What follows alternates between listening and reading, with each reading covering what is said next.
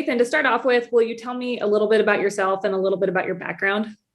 I'm Nathan Kissick. My background started out in like northeastern Wyoming. My parents got a ranch. I think I was two. My dad was in the oil field, and he had a really good friend, and they didn't have enough money to buy a whole ranch. So Bart and Bert split the ranch down the middle and bought it together. And so we started out there. Then started running cattle on reclaimed land south of Gillette, Wyoming, on the coal mines. And then eventually I went to college in Laramie. And then I went to LCCC as well. And then I was in Laramie for quite a while, working construction and doing stuff like that. And then I moved home. And when I moved home, my parents had bought another ranch south of Spotted Horseways, and we border Kellen Smith actually there. And that's where we shot the music video and everything. And then I got pretty sick there. I got cancer. I was in the hospital for a very long time. And I guess the bullet points are basically that, like, I'd been hanging out with this girl for a really long time as pals, came out to see her on her birthday, and I moved out here in January of 2021, like a moron. And then COVID hit in March. But I started going to audio engineering school here. Decided I was going to make an album with a bunch of my friends, mostly just to like have an excuse to bring all those guys out here and keep me sane. And it's finally getting ready to come out. I started recording the first guy in oh man, this is embarrassing. Like December of 2020 was when I started recording the first guy. And this thing will be out in its entirety, in March. And I was so arrogant. I told all of them, I was like, guys, I'm really sorry, but this thing might not come out until June. And everybody was cool about it. And then all of a sudden you're like, oh, that was really, really wrong. I've had a lot of hard lessons learned on this thing. So, have you always had a passion for music? Yeah, I think so. Like I said, my mom has like a video of me singing Clint Black in my underwear as a little kid, with like on a stick horse, in only underwear, cowboy boots, and a cowboy hat. And I don't know where that is, but I kind of remember that day because she walked in and I was just like, shit, I got caught. But yeah, my dad listened to a lot of Elvis and stuff growing up, which was cool, and Johnny Cash. My mom played piano in the church choir, for the church choir, I guess. And then I just started making friends that were kind of in bands. I got in a band in high school. I was in junior high choir, mostly just used it to chase girls, but then it turned into something that I really liked. And then, then I was in a band for just basically like for an oil company's retreat, and we performed in somebody's garage. And then, I mean, the hardcore band quit, and then that band was just like kind of for spring break. We did it in Pinedale for 2 weeks, which was a lot of fun. And then I just started getting in touch with bands through the Cowboy Saloon and Dance Hall in Laramie. My roommate was booking those bands, Mike Poole, at that time, and he would let me just hang out with the bands all day. So I would take them to the bar if they wanted to go to the bar, or I'd take them to the mountains if they wanted to go, or like to a restaurant or to a thrift shop, just kind of whatever they wanted to do. And I got to hang out with these people all day, like the Dolly Shines and the Sam Riggs and the Shane Smith and the Saints, like those guys. And I would never get to hang out with them in real life, but they were coming to this tiny ass little town in Laramie. So they would just show up and be like, okay, well, I guess we're hanging out with you for the day. And I just got really into like those kind of people, and I just like being around them. And then once I got done being sick, Sam Riggs took me out to a music festival in Idaho, and he let me be backstage for everything. And I sort of really meet people, and I'm trying to leverage that now moving forward. I get along great with all these people, so it's been a ton of fun. And now with this album, I used like those connections to start this album, and then also L Bar 7 is going to have a booth at that music festival this summer where Turnpike Troubadours is playing. So your timeline, essentially, you went to college and then you decided to go back to the ranch, and then you got sick, and basically, an odd way of saying it, but you getting sick kind of brought you and Julia together, and then that got you to where you are today. So would have you, if for some reason, if you would have not gotten sick and you would have went back to the ranch, would have you still pursued your music career at some point in your life like you are now? I don't think so. I think that I would have tried to be involved with music as much as I could.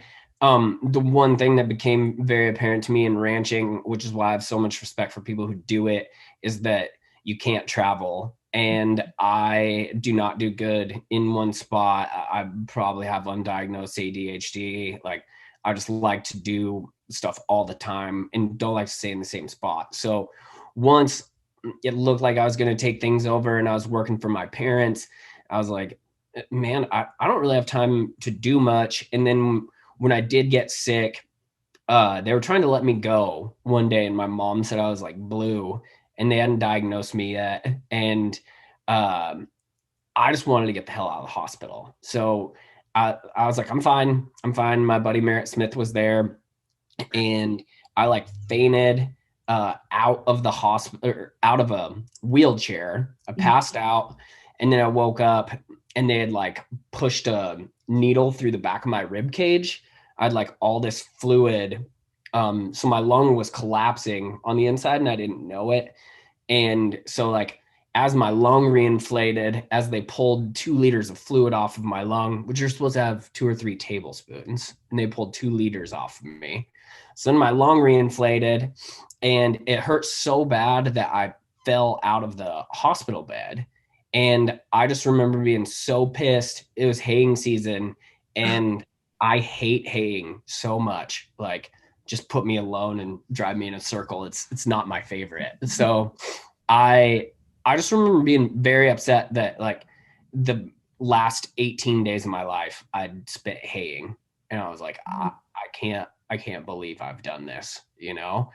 And so then the hospital, I mean, being hospitalized as long as I was gives you way too much time to think, lets you kind of sort things out. And I just started putting things in motion while I was in hospital, trying to figure out like a different way to take my life. And then also trying to convince my friend at that time, Julia, like she was going to vet school in Fort Collins. So I was in Denver for 100 days on the dot. And I was just trying to convince her to come down as much as I could too. Mm-hmm. Right. So all that worked out. But yeah, I think that I probably would have just taken it on the chin and stayed in my hometown and worked on the ranch if I didn't get sick. Cause I really, really like working with my dad. Yeah. Yeah. I can relate to that. Yeah. So let's talk a little bit about this album. How did it come to fruition? Tell me about the name, how that all came about. Just tell me all about it. I was at Highway 30. That's the first year. And our teachers were like, you have to do a capstone project, you should have at least 3 songs. So I met this band. I won't say their name because I still really like them, even though this didn't work out. But I started talking to the bass player, and then I started talking to their guitar player, who's also a producer. And I was like, hey man, I have like this insane recording studio where Blink-182 and like Fall Out Boy and Lil Wayne have recorded. I was like, I get it for free, 6 hours a week. I can bank my hours. Do you guys want to come down and do an EP? I need 3 songs. And they're pretty rowdy. And they were like, yeah, we want to do kind of a country Christmas Irish punk like EP. And I was like, that sounds ridiculous. I was like, I would love to do that. And then we talked on the phone a lot, and it turned into like, they just couldn't get out here and COVID got weird. And so it was also to a point where I had a partner on the project, and he was going to take a big hit grades wise if I didn't get it in time.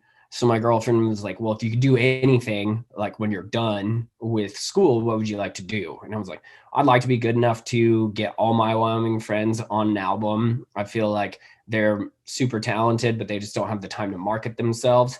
And I know a couple guys in Texas with healthy followings that would probably throw me a bone and be on it too. And I was like, and then I could just have one song at the end that they're all on, to where hopefully these guys absorb each other's fans, even if everybody doesn't listen to the entire album. And she was like, well, why don't you do that? So I started drinking coffee at like 3 in the afternoon, and I called 11 people, and I was hoping to come up with an EP. I figured like I was hoping a third of them would say yes. And everybody said yes. So then it turned into a thing where it's like, well, I don't want to not call this person. And they just kept saying yes, kept saying yes. And then I was like, shit, I have a full album, you know? So it turned into an entire album. And I mean, I can't thank my friends enough for coming out to California. Like, it seems kind of like the Trail of Tears for the mentally sound to leave Wyoming and come out here, you know? But it's I appreciate them, and it turned into something very cool. And there are people who are starting to see a lot of attention from it, like Kellen Smith and Kalen Beasley. His song has been out for a little while. It just like 2 days ago became the biggest song that he's ever done. My buddy Jordan Smith was first out here, and it was his first song in like 5 years, but it was the biggest one that he's done. And then he came back out here and recorded an EP and then another EP. So it's been really cool to see these guys kind of take off as they get access to something that they don't necessarily have in Wyoming. Right. And so was that the main push behind your thought to just keep this album Wyoming based? Obviously, you have your few guys from Texas that you tied into it, but elaborate on that, why it was important for you to focus on Wyoming with this album. Yeah, I think a huge part of that was just actually being out here and seeing the insanity that this place is, and just wanting to stay grounded and keep my roots. Like, try not to let a place like this change you, because there's so many people telling you, you know, that you're stupid and you're not right and your political ideas are ignorant and you're stuck in the past and like you should be eating Beyond Meat and just stuff like that. So all of that really frustrated me, and I was like, well, I'm just going to kind of gather the troops, keep all my friends close, and have them keep me, you know, as Wyoming as I can be. So then that turned into, I was like, well, I don't want to like trash all of California, because I did meet a few people out here who are on the album that I love them. So, and they did a great job, but it came down to like, I needed a steel guitar player, and there aren't a lot in California. So I used my Wyoming connections. Like, my buddy Jeff Buell from Buffalo has been a session player in Nashville for a while now. A girl that I met at the Cowboy ended up doing our artwork.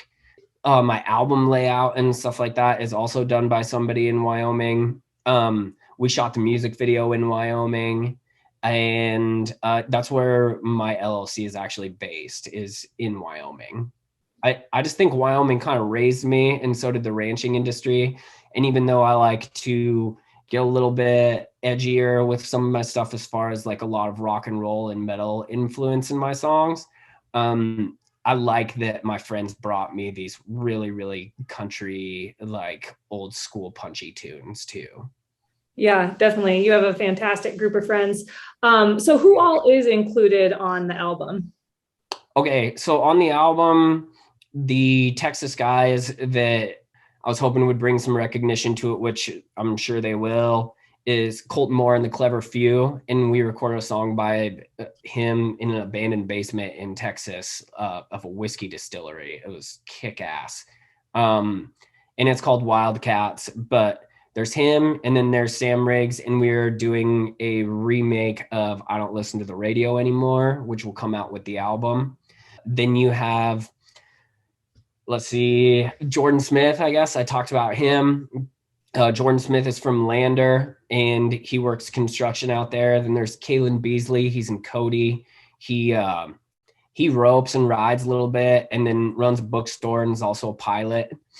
Tris Munsick, who works for the Sheridan College some and a ranch up there. And then he also has his own band. His little brother, Sam, who I lived with in Laramie. Sam Munsick has one coming out. And then Jordan Lisco, AI's, and has like a bull sale. He actually has a bull sale the day before the album release show. So Jordan Lisco wrote a really cool song. He outfits a little bit too. So these are all like very serious cowboys. Kellen Smith, who also runs a huge ranch and an outfitting company as well.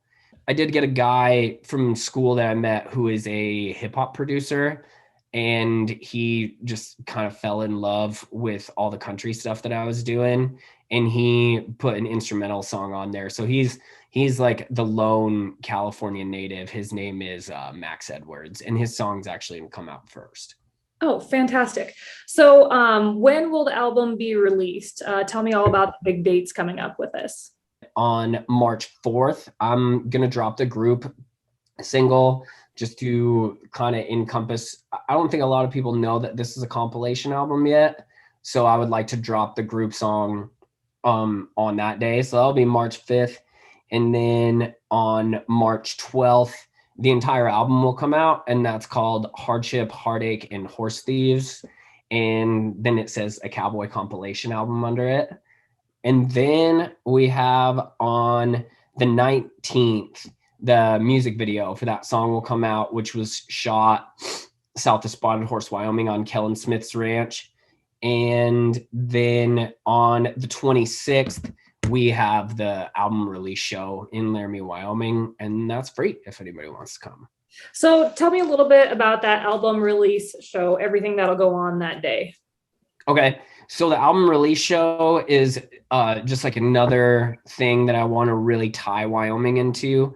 So I got a Quarter Horse Performance Ranch to sponsor it. I got TD Angus to sponsor it. I got a bar that only buys Wyoming beef to sponsor it, and then a local brewery. So it's like all these local businesses sponsoring a bunch of local songwriters trying to do this Wyoming album and let people see it for free.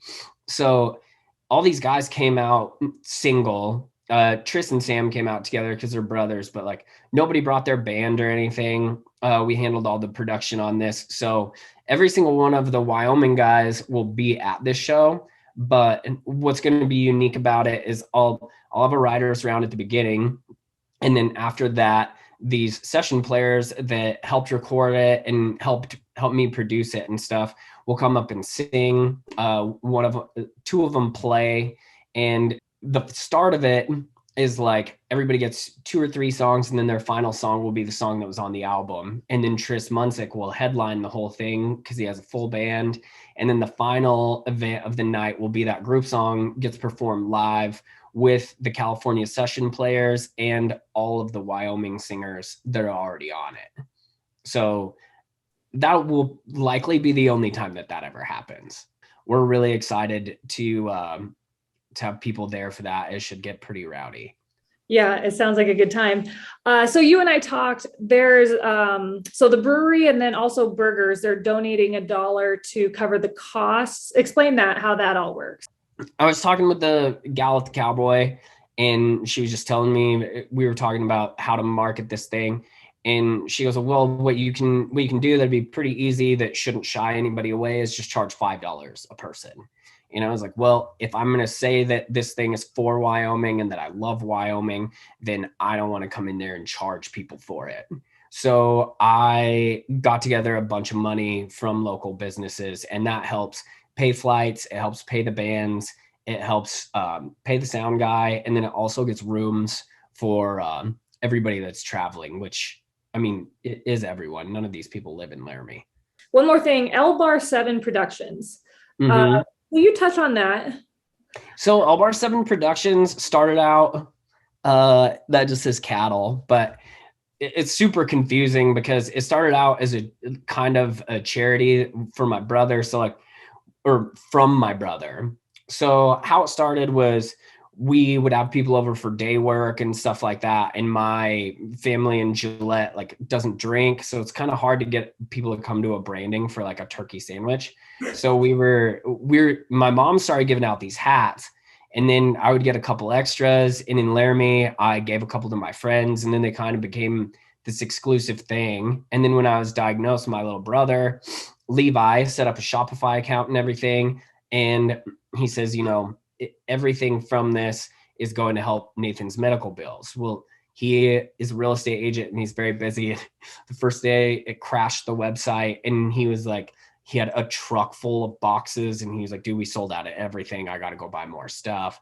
And so that was really cool that's another reason why I love Wyoming so much. Like all those people were local Wyoming people buying that stuff to help me pay my bills, because cowboys don't have health insurance. And we still have some expensive medical bills. But so my little brother did that. And then it got to a point where I was off chemo. My medical bills weren't so extreme. So then I kind of felt bad keeping the money. So then I started donating the money to people that I'd known were in the hospital for a long time. It didn't necessarily have to be cancer. And I'm in the stages right now. Like I've submitted paperwork, I have an LLC and everything, but I'm trying to make it a nonprofit.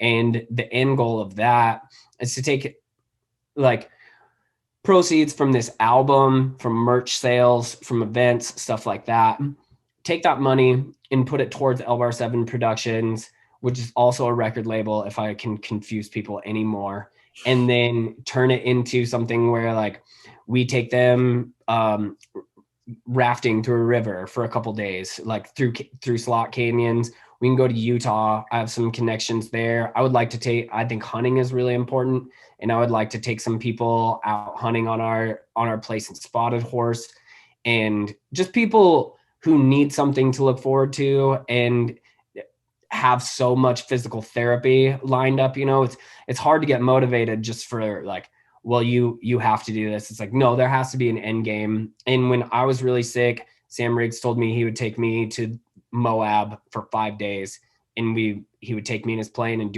we could do whatever we wanted. And it was one of my biggest motivators, minus also, I didn't want to look like a thumb and try and get my girlfriend to date me.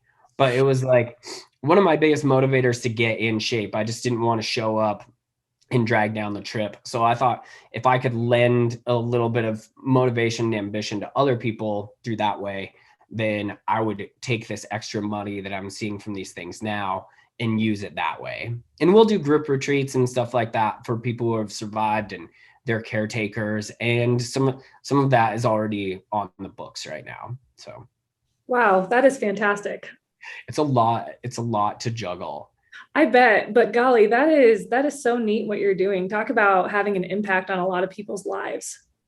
I think like the part about that comes so easy is I would be an idiot to think that I did any of this on my own. I mean, I had so many visitors and stuff. That's why I feel bad for people who get cancer now, because you can't have visitors all the time. I had Julia like crawling in my bed to keep me warm. I had a cot there. All my buddies who were like rodeoing in Denver and stuff would just stop for a night, and they get there early or stay a day late. And I got to be really good friends with a couple of the nurses, and I think it's really important to build a community around you no matter what you're doing. Mm-hmm. And I don't know if I can help people do that. I would really like to, because I think that's what helped me the most, like medical stuff aside and technology, like your mindset is incredibly important. And I wouldn't have been able to maintain that mindset without all these strong forces in my life. And there's bound to be more of these horse thieving in California. Save all your bullets, fight fire with